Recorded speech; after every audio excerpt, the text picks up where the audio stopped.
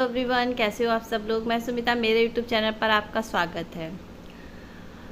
आज का हमारा टॉपिक है शिक्षा मनोविज्ञान की विधियाँ, जो कि बहुत ही इम्पोर्टेंट हैं। और ये सारी विधियाँ आप लोग बहुत अच्छे से याद कर लेना, और इन सारी विधियों को मैं आपको काफ़ी डिटेल में बताऊंगी, ठीक है। तो सबसे पहले हम ये जान लेते हैं कि शिक्षा मनोविज्ञान की विधियाँ कौन कौन सी हैं। तो शिक्षा मनोविज्ञान की अध्ययन विधियों को 2 वर्गों में बांटा गया है। सबसे पहला आत्मगत या आत्मनिष्ठ विधियाँ। इस विधि के अंतर्गत क्या आता है? इस विधि के अंतर्गत व्यक्ति स्वयं अपने व्यवहार की व्याख्या और विश्लेषण करता है, जिसे अंतर्दर्शन विधि और गातावरण विधि भी कहा जाता है। मतलब व्यक्ति जो है अपना व्यवहार, कि हम व्यवहार कैसे करते हैं, या फिर अपने बारे में विश्लेषण करता है कि आखिर हम क्या हैं, अपने आप को जानने की कोशिश करता है, अपने अंदर झांकता है, ठीक है। तो इस विधि को हम क्या कहेंगे? अंतर्दर्शन विधि या फिर गाथा वर्णन विधि। इस पॉइंट को याद रखिएगा। सेकंड है आपका वस्तुगत या वस्तुनिष्ठ विधियाँ। इस विधि में दूसरों के द्वारा तथ्यों का संग्रह किया जाता है। इसके अंतर्गत बहुत सी विधियाँ आती हैं, यानी कि दूसरे लोग जो हैं दूसरे के व्यवहार को देखकर बहुत सारे तथ्यों को इकट्ठा करते हैं, संग्रह करते हैं, और उन संग्रह के द्वारा इनमें बहुत सारी विधियाँ पाई जाती हैं। तो वह कौन कौन सी हैं? देखिए, शिक्षा मनोविज्ञान का मनोविज्ञान से घनिष्ठ संबंध है। दोनों की अध्ययन विधियों में समानता है, उनमें अंतर केवल उपयोग के क्षेत्र का है। अब यहाँ पर शिक्षा मनोविज्ञान की प्रमुख विधियाँ पाई गई हैं। एक चीज़ याद रखनी है, अंतर्दर्शन विधि में आपकी अंतर्दर्शन और गाथा विधि, ठीक है। ये तो अंतर्दर्शन, बाकी की जितनी भी विधियाँ आएंगी वो सब आपकी कौन सी आएंगी, किसके अंतर्गत आएंगी? वस्तुगत या फिर वस्तुनिष्ठ विधियों के अंतर्गत आएंगी। तो इनमें सबसे पहले आपकी सारी विधियों के नाम हैं। एक तो अंतर्निरीक्षण या अंतर्दर्शन विधि, बृहद निरीक्षण या बहिर्दर्शन विधि। इनके बारे में मैं आपको डिटेल में सब कुछ बताऊंगी। पहले मैं इन विधियों के नाम आपको बता देती हूँ, क्योंकि ये विधियों के सिर्फ नाम भी आते हैं, ठीक है। प्रयोगात्मक विधि, व्यक्ति इतिहास विधि, गाथा वर्णन विधि, विकासात्मक विधि, तुलनात्मक विधि, साक्षात्कार विधि, प्रश्नावली विधि, सांख्यिकी विधि, उपचारात्मक विधि, परीक्षण विधि और मनोविश्लेषण विधि। अब सबसे पहले हम बात करते हैं अंतर्निरीक्षण यानी कि अंतर्दर्शन विधि के बारे में, है ना। तो इस विधि का उपयोग प्राचीन समय में अधिक होता था, किंतु आज इस विधि को वैज्ञानिक नहीं माना जाता है। अगर आपसे पूछा जाए कि अंतर्दर्शन विधि का प्रयोग कब किया जाता था, तो इसको याद रखिएगा कि प्राचीन समय में इस विधि का उपयोग किया जाता था। इसीलिए इसका प्रयोग अब कम कर दिया गया है, क्योंकि अब इसको वैज्ञानिक नहीं माना जाता। अंतर्निरीक्षण का तात्पर्य होता है अपने आप में देखना। देखिए, पहले के समय में क्या होता था, जब व्यक्ति स्कूल जाता था, स्कूल के आश्रम में रहने जाते थे, तो बच्चों को इस तरीके का आध्यात्म ज्ञान दिया जाता था कि वो अपना आत्मदर्शन करें, अंतर्दर्शन करें, अपने आप को जाने, है ना। पहले के समय में जो शिक्षा ग्रहण कराई जाती थी तब, तो उस समय इस विधि का प्रयोग काफ़ी मात्रा में होता था, ठीक है। अब इसके बाद में क्या हुआ, में व्यक्ति स्वयं अपनी मानसिक अंतर्निरीक्षण, आपकी अंतर्दर्शन विधि में क्या है कि व्यक्ति स्वयं अपनी मानसिक क्रियाओं का निरीक्षण, विश्लेषण और वर्णन करता है। अंतर्निरीक्षण में व्यक्ति अपने अनुभवों का स्मरण, अपने भावनाओं का मूल्यांकन का प्रयास करता है, यानी कि उसने जो अनुभव किए हैं उनको स्मरण करता है कि मैंने ये कार्य किए तो मुझे ये एक्सपीरियंस मिला, ये अनुभव हुआ, और उसकी जो भावनाएं हैं उसने उन अनुभवों के हिसाब से जो व्यवहार किया उसका भी जो है स्मरण करता है, मूल्यांकन करता है कि ये व्यवहार कैसा था, क्यों था, किस वजह से था, खुद से ही खुद का मूल्यांकन करता है। अंतर्निरीक्षण के माध्यम से ही व्यक्ति अपने अनुभवों को अव्यक्त करता है। अब यहाँ पर स्काउट कहते हैं, अपनी ही मानसिक क्रियाओं का क्रमबद्ध अध्ययन ही अंतर्निरीक्षण कहलाता है। अपनी यानी कि स्वयं की जो भी उन्होंने क्रियाएं की हैं, उन क्रियाओं का अंतर्निरीक्षण ही आपका क्रमबद्ध अध्ययन, यानी कि एक बार में सोचना कि मैंने ये कार्य किए, इन सब के बारे में सोचना अंतर्निरीक्षण कहलाता है। वुडवर्ड ने इसे आत्मनिरीक्षण भी कहा है। व्यक्ति जब अपनी अनुभूतियों को अभिव्यक्त करता है, जो उसकी अनुभूतियां हैं उनको जब वह प्रकट करता है, तब उसे आत्मनिरीक्षण का सहारा लेना पड़ता है। व्यक्ति जब अपनी, क्योंकि मानसिक क्रियाएं आत्मगत होती हैं, इसलिए उनका प्रत्यक्ष ज्ञान इसी विधि से हो सकता है। वह अपनी मानसिक क्रियाओं के निरीक्षण के आधार पर जो सामग्री प्रस्तुत करता है उसे अंतर्निरीक्षण सामग्री भी कहा जाता है। यानी कि अंतर्निरीक्षण में दो बातें पाई जाती हैं। कौन सी? सबसे पहली है आपकी, व्यक्ति अपनी मानसिक क्रियाओं का स्वयं निरीक्षण करता है कि उसके दिमाग में कौन कौन सी क्रियाएं, कौन कौन सी एक्टिविटी, कौन कौन से विचार आ रहे हैं, उसके बारे में वह स्वयं जानने की कोशिश करता है और उसके संबंध में विवरण भी प्रस्तुत करता है। अब आपकी जो अंतर्दर्शन विधि थी उसके कुछ गुण पाए गए थे। उनमें गुण में क्या था कि इस विधि का सबसे बड़ा गुण ये कि व्यक्ति अपनी मानसिक क्रियाओं और अवस्थाओं का ज्ञान प्राप्त करके अपने को समझने में समर्थ होता है। जब व्यक्ति अपनी, आपके मन में क्या विचार चल रहे हैं, आप जब अपने बारे में स्वयं जानेंगे। आज के टाइम पे इस चीज़ की बहुत ज़रूरत है। हालांकि प्राचीन काल में ये विधि बहुत मानी जाती थी और उसको जो है लोग अपनाते थे। आज के समय में भी कुछ लोग इसको जानने लगे हैं, आत्मदर्शन करने लगे हैं, आत्मनिरीक्षण करने लगे हैं। यानी कि जो व्यक्ति अपना आत्मनिरीक्षण, अपना आत्मदर्शन करता है, वह व्यक्ति अपने आप को जानने की कोशिश करता है। तो यहाँ पर इसका गुण बताया गया था कि इस पद्धति का सबसे बड़ा गुण ये है कि वह व्यक्ति अपनी मानसिक क्रियाओं और अवस्थाओं का ज्ञान प्राप्त करके अपने को समझने में समर्थ हो जाता है। व्यक्ति की जो मानसिक क्रियाओं का सीधा अध्ययन अंतर्निरीक्षण द्वारा ही संभव होता है। व्यक्ति की जैसे कि सुख दुख में किस प्रकार का अनुभव होता है, उसका उत्तर वह अंतर्निरीक्षण द्वारा ही दे सकता है कि वह सुखी में, जब वह सुखी होता है और खुश होता है तो वह किस तरीके का उसको फील होता है, किस तरीके का वो व्यवहार करता है, क्या चाहता है, कि उसको क्या चाहिए, दुख में वह क्या फील करता है, इसके बारे में वह व्यक्ति बता सकता है और वह जानता भी है। इस विधि का प्रयोग किसी भी समय, किसी भी स्थान पर किया जा सकता है। इस पद्धति में किसी प्रयोगशाला, यंत्र व सामग्री की आवश्यकता नहीं पड़ती है। ठीक है, इसको याद रखिएगा कि किस विधि यानी कि पद्धति में प्रयोगशाला, यंत्र, सामग्री की आवश्यकता नहीं पड़ती है।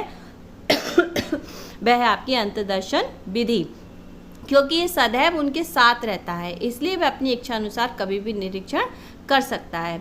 इस पद्धति का बार बार प्रयोग करने से व्यक्ति की जो विचार शक्ति है वह बढ़ती है। जब वह व्यक्ति अपने बारे में बार बार सोचेगा, बार बार उसके बारे में विचार करेगा, तो उसकी क्या होगी, उसकी विचार शक्ति बढ़ेगी। इस विधि से दूसरों की मानसिक क्रियाओं का अध्ययन भी किया जा सकता है। मानसिक क्रियाओं के संबंध में अलग अलग व्यक्तियों के जो अनुभव हुए हैं उनका भी तुलनात्मक अध्ययन किया जा सकता है। अब यहाँ पर यह विधि मनोविज्ञान की अपूर्ण विधि है। ये मनोविज्ञान को दूसरे विज्ञानों से अलग करती है। अंतर्निरीक्षण विधि द्वारा मनोविज्ञान का वैज्ञानिक अध्ययन आरंभ हुआ है। मनोविज्ञान को विज्ञान बनाने में इस विधि ने महत्वपूर्ण योगदान दिया है। इस विधि का प्रयोग क्षेत्र जो है सीमित होता है, क्योंकि व्यक्ति सिर्फ अपने बारे में अपने तक ही सीमित रहता है ना, इसलिए इसका प्रयोग क्षेत्र जो है वह सीमित है। फिर भी इसकी सहायता से अनेक मनोवैज्ञानिक समस्याओं का अध्ययन भी हो सकता है। अंतर्निरीक्षण विधि मनोविज्ञान की एक उपयोगी विधि भी है। अब इसमें दोष क्या पाए गए? मानसिक प्रक्रियाओं का निरीक्षण असंभव है।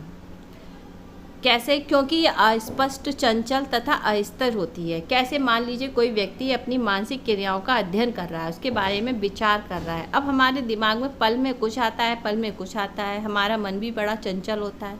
कुछ विचार जो अभी हमारे लिए अच्छे हैं, जिसके बारे में हम सोच रहे हैं कि हम ये कार्य करेंगे, थोड़ी देर में हम उसके बारे में निगेटिव थॉट भी हमारे मन में आने लगते हैं ना, नकारात्मक विचार भी आने लगते हैं।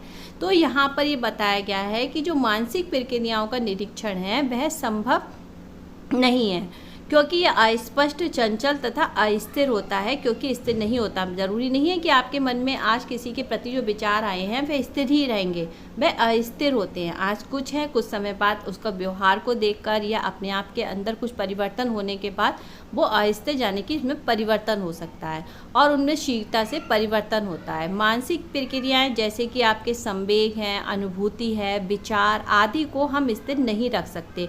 जरूरी नहीं है आपके दिमाग में अभी एकदम खुशी वाला संवेग है, आप खुश हो तो क्या परमानेंट खुश रहोगे? नहीं, कभी आपका मूड ऑफ होता है, कभी आप बहुत ज़्यादा दुखी होते हो, कभी आपको बहुत चिड़चिड़ापन आता है। तो ये जो संवेग है, ये जो अनुभूति है, ये जो विचार है, इनमें जो है हमारे दिमाग में पल भर इनमें स्थिरता नहीं पाई जाती, क्योंकि ध्यान केंद्रित करने का प्रयास करते हैं वे मस्तिष्क से दूर चले जाते हैं। मस्तिष्क हर समय एक ही मनोदिशा में नहीं रहता है, इसीलिए इसका ध्यान अन्य बातों की ओर भी चला जाता है। अगर आप ध्यान लगाने बैठोगे, कभी आपने लगाया होगा, मेडिटेशन कर रही होगी, ध्यान लगाया होगा, तब हमारे दिमाग में, आप भले ही आप एक ही जगह बैठे हो, आंखें बंद करके बैठे हो, लेकिन आपके दिमाग में पता नहीं कहाँ कहाँ की बातें आती रहेंगी, आप सोचते रहोगे, पुरानी से पुरानी बातें आपके दिमाग में रहेंगी। तो हमारा जो दिमाग का जो मन है वो जाने कहाँ से कहाँ चला जाएगा, है ना, तो वह स्थिर तो है ही नहीं। तो इस विधि का एक अन्य दोष ये भी है कि व्यक्ति स्वयं ही निरीक्षक तथा अनुभव करता होता है। उसे निरीक्षण और अनुभव दोनों कार्य करने पड़ते हैं। ये कार्य परस्पर ही विरोधी हैं, क्योंकि एक अनुभव और एक खुद का ही निरीक्षण, तो ये आपस में कैसे हैं? परस्पर विरोधी हैं, क्योंकि यहाँ निरीक्षण और अनुभवकर्ता एक होते हैं। यह उपयुक्त नहीं है कि मन के द्वारा मन का निरीक्षण असंभव है। अब यहाँ पर रॉस कहते हैं कि दृष्टा और दृश्य दोनों एक ही होते हैं। देखिए यहाँ पर ये आपसे पूछा जा सकता है, ये किसने कहा है कि दृष्टा और दृश्य दोनों एक ही होते हैं? ये रॉस ने कहा है, क्योंकि मन निरीक्षक का स्थान और साधन दोनों होता है। इसलिए सभी अनुभवों का ईमानदारी के साथ निरीक्षण नहीं किया जा सकता। इसमें व्यक्ति अपनी अनुभूतियों को संकोचवश प्रकट नहीं होने देता। बहुत सारी चीज़ें ऐसी होती हैं जो हम अपने मन में विचार कर लेते हैं, लेकिन कोई हमें सामने वाला पूछता है तो हम संकोचवश नहीं बता पाते कि हम इस बारे में क्या सोच रहे हैं, क्योंकि हमें ये लगता है कि पता नहीं हम बताएंगे तो लोग हमारे बारे में क्या सोचेंगे, है ना, इसके मन में मेरे लिए क्या विचार आएगा। तो वहाँ पर हम क्या कहेंगे? वहाँ पर हम पूरा निष्पक्ष तौर से अपनी अभिव्यक्ति को व्यक्त नहीं करेंगे, हम अपने हिसाब से उसको व्यक्त करेंगे। तो वहाँ पर वह पूरी तरीके से निष्पक्ष तरीके से व्यक्त नहीं हुई है। तो यहाँ पर कभी कभी अधिक ध्यान देने पर हमारी मानसिक अनुभूतियाँ ही समाप्त हो जाती हैं। जैसे जब आपका कोई व्यक्ति चिंतन करता है और अंतर्निरीक्षण द्वारा उस चिंतन का अध्ययन करता है, तो उस समय प्रायः ऐसा देखा जाता है कि व्यक्ति की चिंतन क्रिया समाप्त हो जाती है। इस विधि का प्रयोग सभी प्रकार के प्राणियों पर संभव नहीं है। इस विधि द्वारा केवल सामान्य वयस्क व्यक्तियों का ही अध्ययन किया जा सकता है, जो अपने विचारों को, अपनी अभिव्यक्ति को व्यक्त कर सकते हैं। सिर्फ इस विधि को हम उन्हीं पर लागू कर सकते हैं, है ना, क्योंकि ये विचार शक्ति पर निर्भर होती है। छोटे बालक हैं, मानसिक रोगी हैं, इनका उपयोग नहीं कर सकते। इसका प्रयोग केवल सामान्य व्यक्ति पर ही होता है। इस विधि का ये भी दोष है कि हम अपनी सभी अनुभूतियों को भाषा द्वारा व्यक्त नहीं कर सकते। बहुत सारी ऐसी हमारे अंदर फीलिंग्स होती हैं, भावनाएं होती हैं, जिनको हम भाषा के द्वारा, अपने विचारों के द्वारा प्रकट नहीं कर सकते, है ना। तो यहाँ पर मानसिक या शारीरिक कष्ट को या फिर सुखद या दुखद अनुभूति को ठीक ठीक शब्दों में हम अव्यक्त नहीं कर सकते। तो मनोवैज्ञानिकों के अनुसार ये दोष इस विधि का नहीं है, बल्कि भाषा का है, क्योंकि हम अंतर्निरीक्षण तो कर ही लेते हैं, हम उसको समझते भी हैं, लेकिन हम किसी और को उस चीज़ को अपनी भाषा के द्वारा बता नहीं पाते हैं। तो अप्रत्यक्ष रूप से भाषा की सीमा का अंतर्निरीक्षण पर भी प्रभाव पड़ता है। अब यदि हम अपने अंतर्निरीक्षण की अनुभूति को बता ही नहीं सकते, तो उसका मनोवैज्ञानिक अध्ययन कैसे संभव होता है? यहाँ पर ये प्रश्न उठता है। तो मनोविज्ञान की विधि ऐसी होनी चाहिए कि जिसकी सहायता से मनोवैज्ञानिक अध्ययन भाषा की त्रुटियाँ रहने पर भी किया जा सके। अब इस विधि द्वारा प्राप्त ज्ञान जो है आत्मगत होता है। सॉरी, मुझे खांसी आ रही है आज बार बार। इससे एक ही व्यक्ति की मानसिक दशा का पता चल जाता है और इससे प्राप्त सामग्री दूसरे व्यक्ति के अंतर्निरीक्षण से प्राप्त सामग्री से अलग होती है। जरूरी नहीं है कि जो व्यक्ति अपने बारे में बता रहा है वह दूसरे व्यक्ति से मिलती जुलती हो, वह बिल्कुल भी अलग होती है अगर उसकी तुलना की जाए, ना कि उसकी सत्यता की जांच की जा सकती है।